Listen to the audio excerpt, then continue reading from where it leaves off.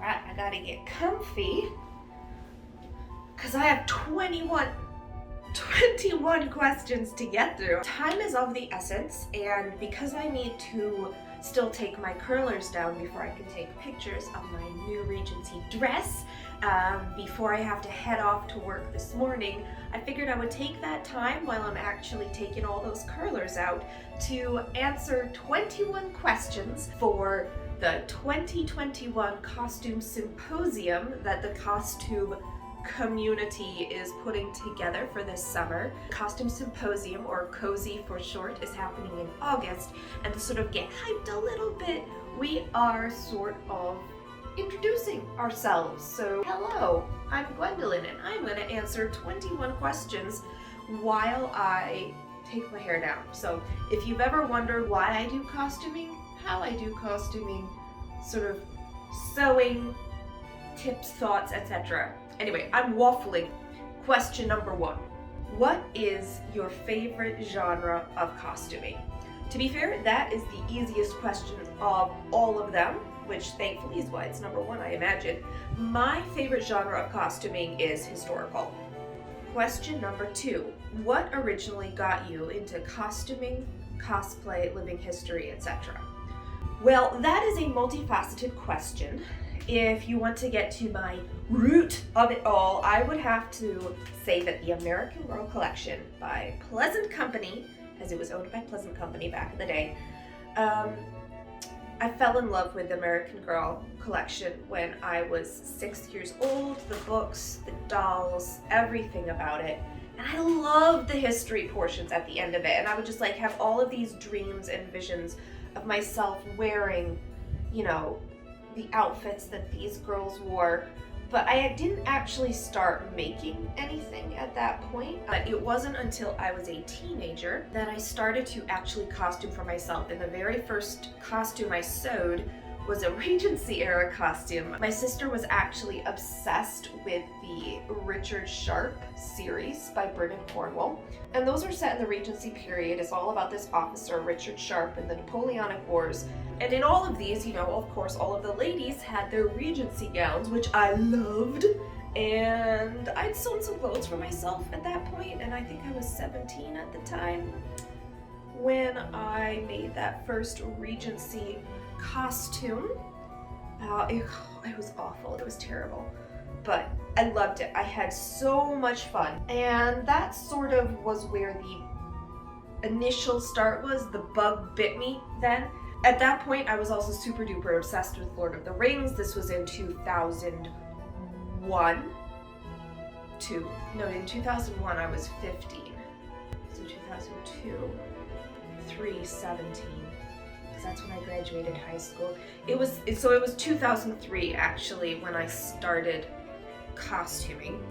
And what made me realize that it was actually a sort of professional track people could do was when I watched the Lord of the Rings, sort of the behind the scenes, and I was so in love with it. I just could not stop watching the costume segment. I had that, you know, extended edition of Lord of the Rings, Fellowship of the Ring, and all of that. And they had this wonderful whole thing where they showed a lot of the costume process, like even part of the mock-up and fitting process. And, you know, for a sheltered little homeschool girl that I was at the time, it had never like clicked in my brain that people could actually earn a living with costuming. At the time, I didn't still put the pieces together that this was like a college degree you could do. I was already kind of set on the college that I would go to. I ended up following that plan, got an art degree at the time, but I continued to make costumes, and I made Lord of the Rings costumes. I kept on doing historical stuff, got involved in the theater department at my undergrad, even though I was not majoring in theater or costuming at the time. Long story short, three-pronged approach.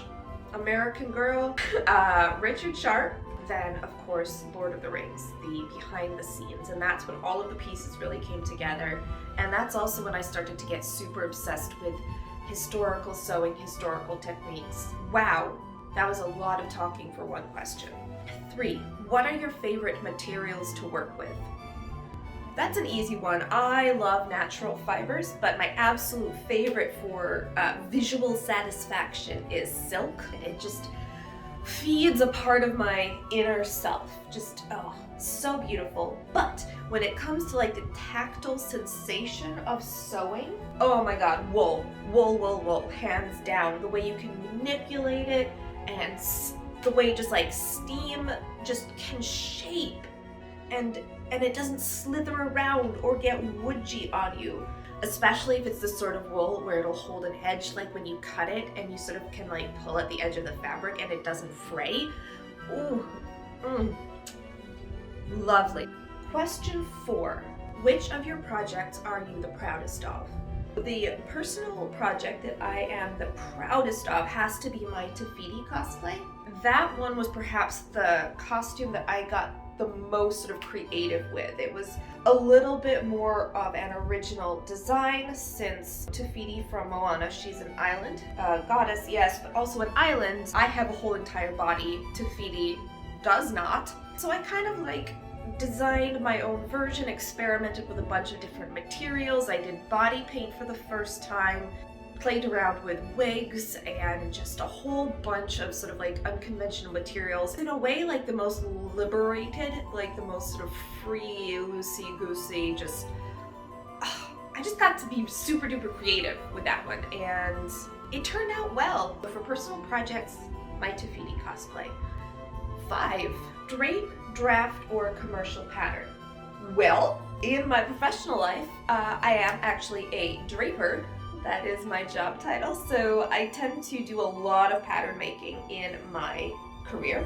However, most of the pattern making that I do does tend to be drafting as opposed to draping. I will drape from time to time when the situation calls for it. A lot of the time when something is flowy, or just when it's a sort of skirt, or you're trying to figure out like a bustling, or you have like a lot of gathers or something. There are some times where just draping is the most appropriate, but hands down the majority of the time I do draft my patterns, and sometimes I will use commercial patterns. Like, there's no point in reinventing the wheel. If there's a good pattern that exists, it saves time.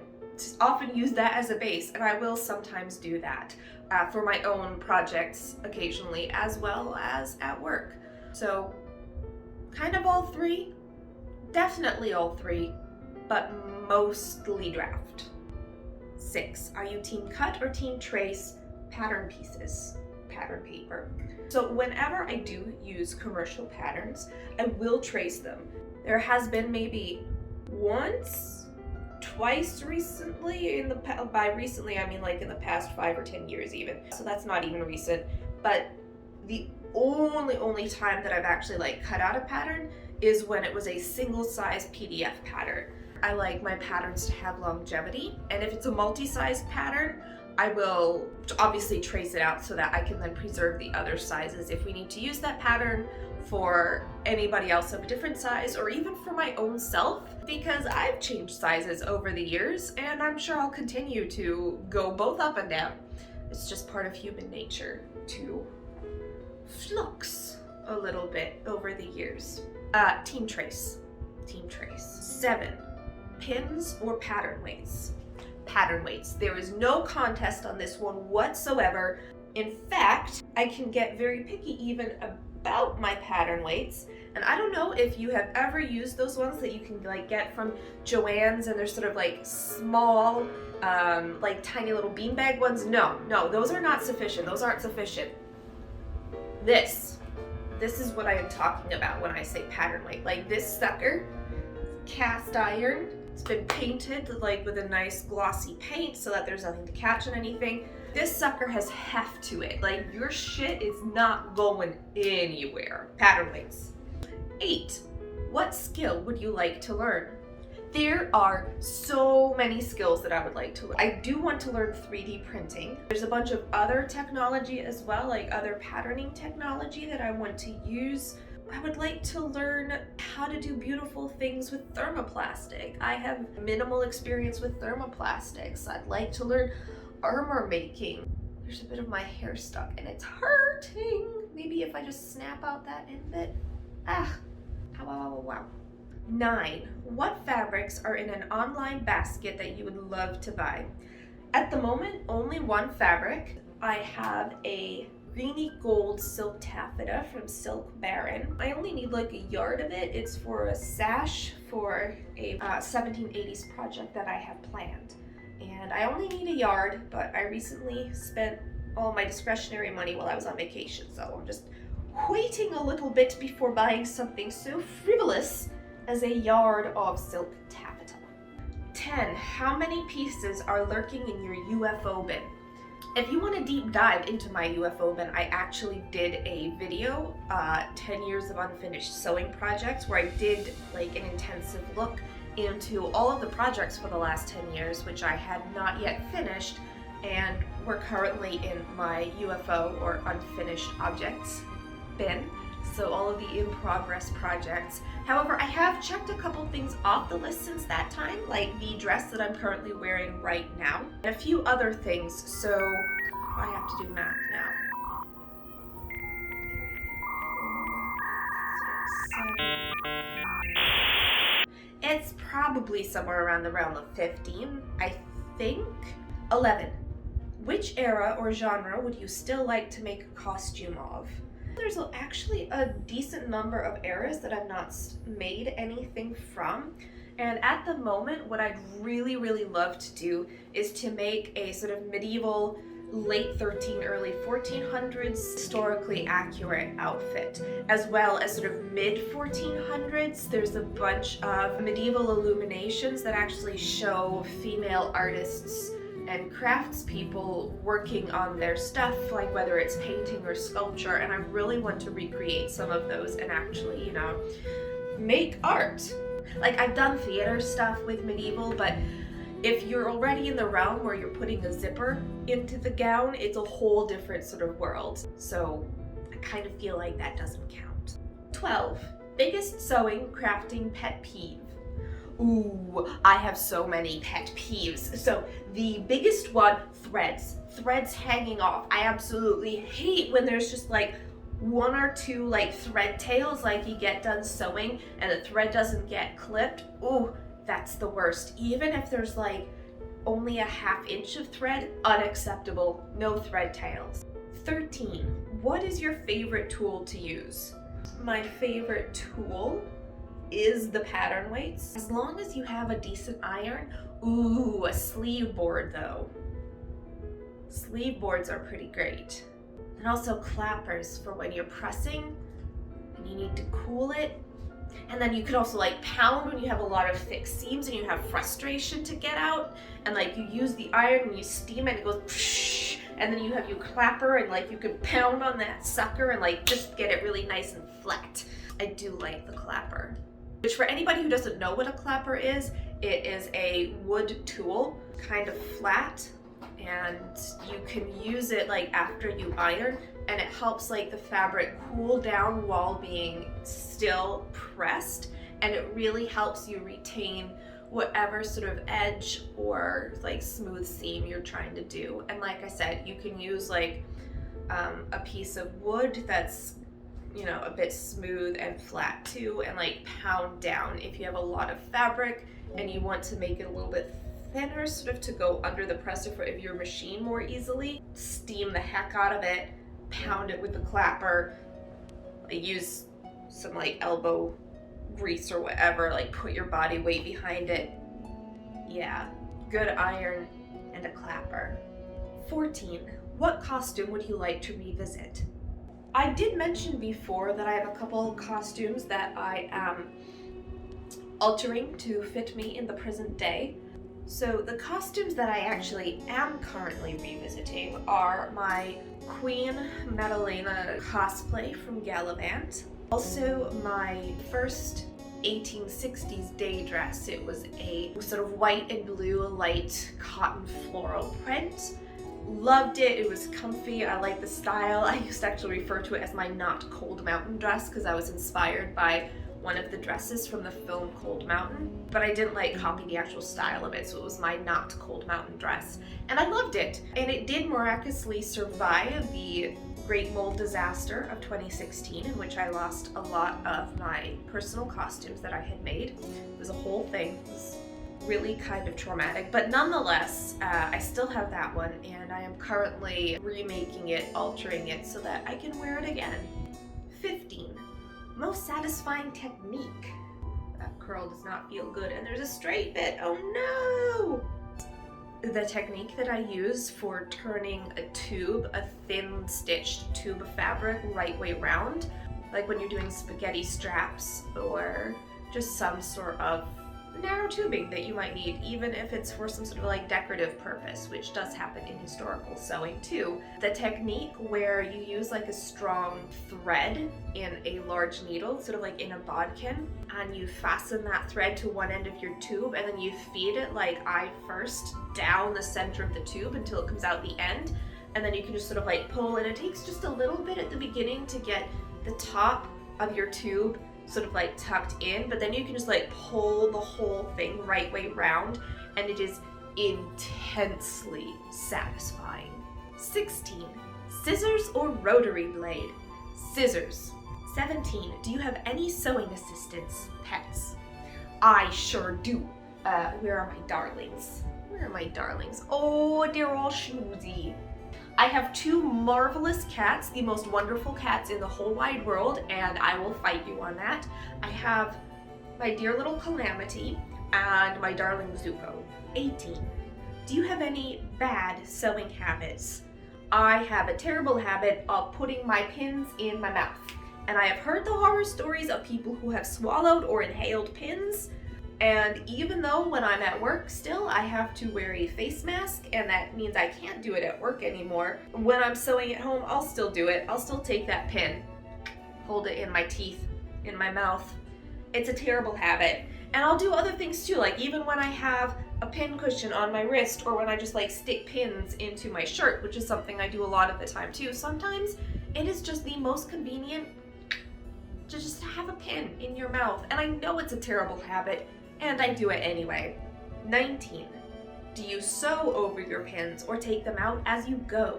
This is another bad habit in that I will sometimes sew over my pins. I do try to take them out as I go, but sometimes I am in a hurry, or it's just sort of inconvenient, or I just think that I know better than the machine.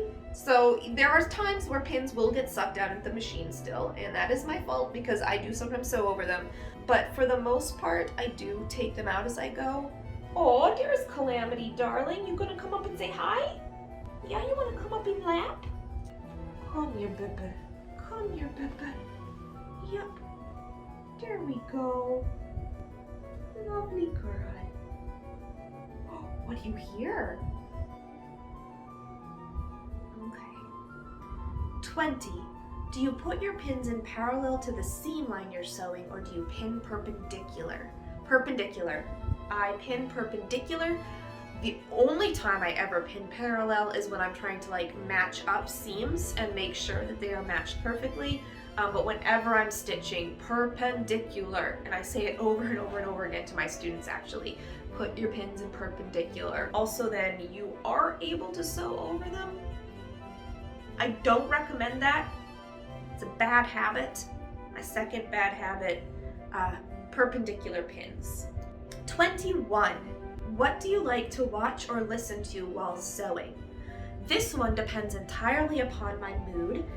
When I am watching something though, it needs to be either some sort of like mindless reality television or something that I've watched before. Right now, and actually for the last few months, year almost, I've been enjoying revisiting Survivor. Been rewatching it, and over the past year I've made it through every season up to, I think I'm on season 25 now. So I've watched 25 seasons of Survivor in the last year. A lot of the time that's what I'll put on when I'm sewing. But I'll listen to a lot of different music. Sometimes I'll do some sort of like classical or folk to sort of like get me in that sort of historical mood. The popularity of sea shanties recently has been really enjoyable. Hi. Oh, excuse me. Oh, darling girl. Well, we've gotten through all 21 questions, and my hair is still not completely out. Yeah, I gotta take the rest of my hair down, baby. Just a curler. It's been in my hair. Yeah, and once they're all out, I'm gonna have to get up and do something with my hair. What I'm trying to say is, my love, we can't have like nice long comfy schnoozes right now. Hair is not my thing. Hair is an arcane mystery for the most part, and I don't have a mirror nearby, and I have no idea what I have looked like for the majority of this. Ow! Claws, baby. We're using claws. In my lap is painful. Oh. Honey, your claws are poking at me. There we go. Yeah, sweet girl. I think those are all the curlers out. I shudder to think what this looks like. I'm gonna have to get up and actually style my hair. No biting. If you wanna bite, I'm gonna put you down. But also I needed to get down too.